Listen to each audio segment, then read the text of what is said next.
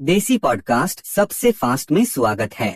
Marvel cinematic universe की history का सबसे अंडररेटेड विलन वापस आ रहा है, पर इस बार वो मशीन नहीं होगा। इन्फिनिटी सागा का असली विलन थैनोस नहीं, माइंड स्टोन था। मैं इस खतरनाक स्टेटमेंट को आने वाली वीडियो में ज्यादा बेहतर समझाऊंगा, पर अभी हम बात कर रहे हैं अल्ट्रॉन की, जो कि वजूद में आया माइंड स्टोन के ट्रिगर होते ही। अल्ट्रॉन एक खतरनाक विलन था जिसने आते ही सीधे सीधे ह्यूमैनिटी को थ्रेटन किया और एक चेन रिएक्शन शुरू किया, जिसकी वजह से सोकोविया बर्बाद हुआ, एवेंजर्स डिवाइड हुए और अल्टीमेटली थैनोस ने डिवाइडेड एवेंजर्स को हरा कर स्नैप कर दिया। और अब ये खतरनाक सुपर विलन वापस आ रहा है ह्यूमन फॉर्म में, वो भी 2026 की Marvel television series vision quest में। अब मार्वल फैंस तो जानते हैं कि एआई ह्यूमन फॉर्म में आ सकते हैं। हमने कॉमिक्स और एनिमेटेड सीरीज के साथ साथ एजेंट्स ऑफ शील्ड में भी देखा था कि एआई ह्यूमन फॉर्म में आ सकते हैं। आप कहोगे कि पर भाई एजेंट्स ऑफ शील्ड तो कैनन नहीं है, तो मैं कहूँगा ये दुख की बात है। हालांकि बात एजेंट्स ऑफ शील्ड के कैनन होने की नहीं है, बात है उसमें दिखने वाले एलिमेंट्स की, जिसके थ्रू एआई ह्यूमन फॉर्म ले सकता है।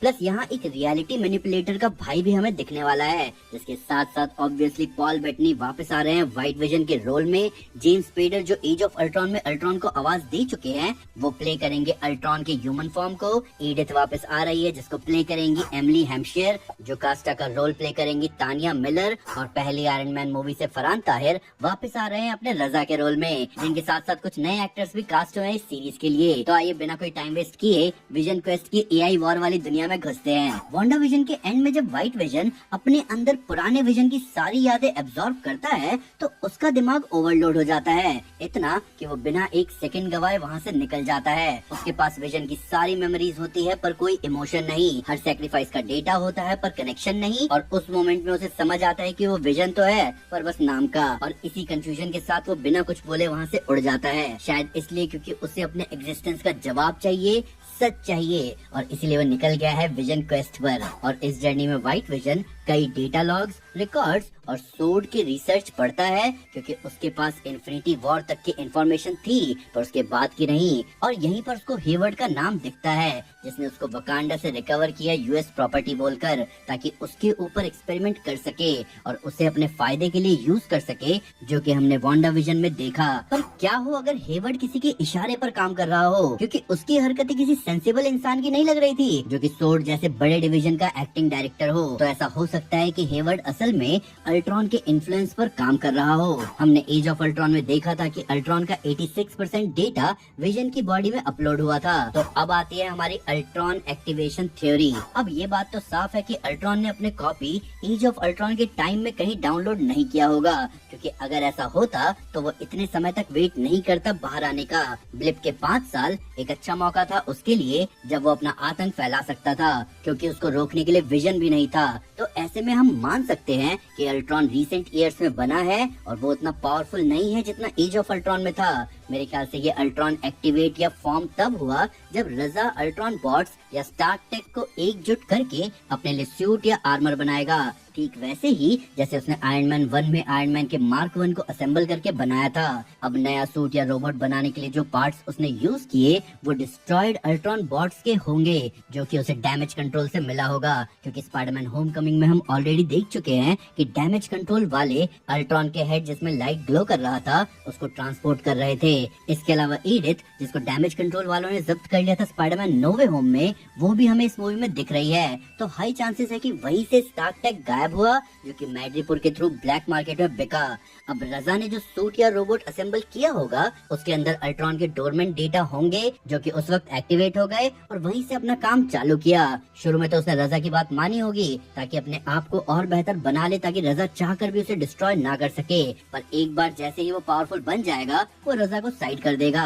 अब अल्ट्रॉन का मैड्रिपुर में होना एक कोइंसिडेंस नहीं बल्कि एक केयरफुली प्लान्ड मूव होगा, क्योंकि मैड्रिपुर दुनिया का एक ऐसा कोना है जहाँ इंसान और मशीन में फर्क करने वाला कोई नहीं है। ये जगह एक डिजिटल ब्लैक मार्केट बन चुकी है, जहाँ एआई एक्सपेरिमेंटेशन पर कोई रिस्ट्रिक्शन नहीं, कोई गवर्नेंस नहीं है। अल्ट्रॉन जैसे एआई के लिए ये परफेक्ट लोकेशन है अपने प्लान्स को साइलेंटली एग्जीक्यूट करने के लिए। और इस प्लान में उसका साथ शैरन कार्टर ने दिया होगा, जो कि इतने समय तक मैड्रिपुर में थी। शैरन का अचानक से यूएस में एक ऐसी जगह फिट हो जाना जहाँ से वो वेपन्स आराम से ब्लैक मार्केट को बेच सके कोई कोइंसिडेंस नहीं बल्कि सोची समझी चाल लगती है। Sharon Falcon the Winter Soldier के एंड में कोर्ट से निकलते वक्त बोलती है things are about to get better for us, और वो आगे वी वर्ड का यूज करती है, ये इम्प्लाई करते हुए कि वो किसी के साथ मिलकर काम कर रही है, क्योंकि अल्ट्रॉन हो सकता है और एटलीस्ट उसका बायर होगा जिसको वो प्रोटोटाइप बेचेगी, क्योंकि अल्ट्रॉन इस बार दुनिया को खत्म नहीं करेगा बल्कि रीशेप करेगा। और यहीं से अल्ट्रॉन का प्लान स्टार्ट होता है, जहाँ वो दुनिया के सामने रोबोट बन के ना आए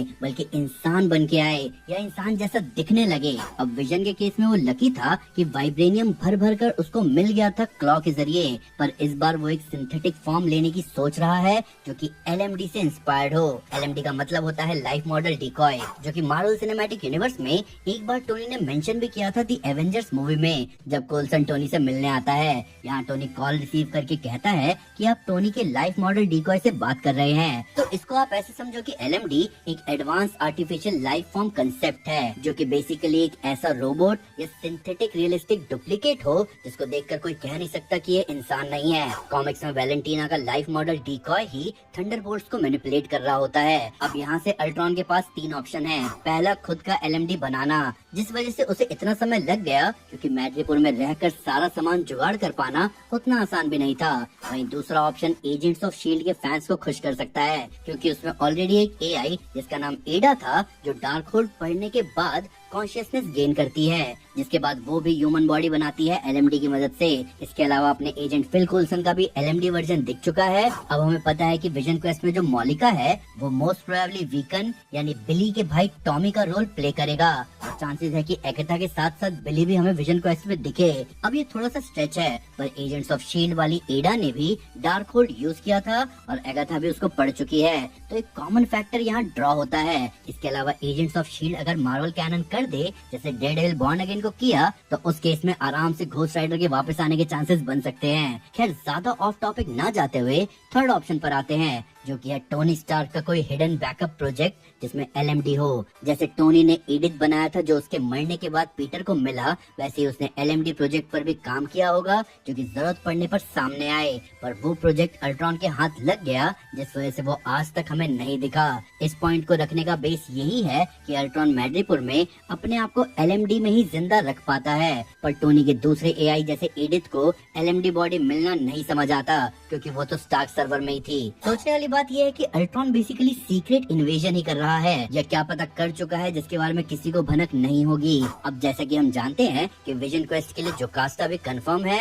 तो ऐसे में उसका रोल यहाँ कॉमिक्स के जैसा हो सकता है, जहाँ वो अल्ट्रॉन के अगेंस्ट चली जाती है, जो कि कहानी में फिट भी बैठेगा, क्योंकि मूवीज में जोकास्टा को टोनी ने बनाया जिसका डिस्क फॉर्म हमें एज ऑफ अल्ट्रॉन में देखा था, इसलिए उसकी वफादारी टोनी की तरफ होनी चाहिए ना कि अल्ट्रॉन। अब यहाँ पर पहले तो जोकास्टा अल्ट्रॉन के लिए काम करे, पर सीक्रेटली वो अपना कोड फॉलो करते हुए विजन की मदद करे अल्ट्रॉन को हराने में। विजन क्वेस्ट ना सिर्फ व्हाइट विजन की सेल्फ डिस्कवरी के बारे में स्टोरी है, बल्कि ये बेस भी बनेगा यंग एवेंजर्स के लिए, जिन्हें अब चैंपियंस कहा जा रहा है, जिसकी शुरुआत होगी बिली और टॉमी को एक साथ करके। अब अभी इस वीडियो में हमने इस शो का एक एस्पेक्ट डिस्कस किया है, जिससे आपको समझ में आ रहा होगा कि इस शो में बहुत पोटेंशियल है, पर ये सब तो हमारी थ्योरी है बेस्ड ऑन ऑफिशियल अनाउंसमेंट। आपका क्या कहना है इस थ्योरी के बारे में? आप कितने एक्साइटेड हो जेम्स स्पेडर की आवाज अल्ट्रॉन के फॉर्म में सुनने के लिए? प्लीज कमेंट से जरूर बताएं। वीडियो अच्छी लगे तो लाइक जरूर करें और चैनल को सब्सक्राइब करना ना भूलें। मिलते हैं दोस्तों अगली वीडियो में। चैनल को सब्सक्राइब करना मत भूलना।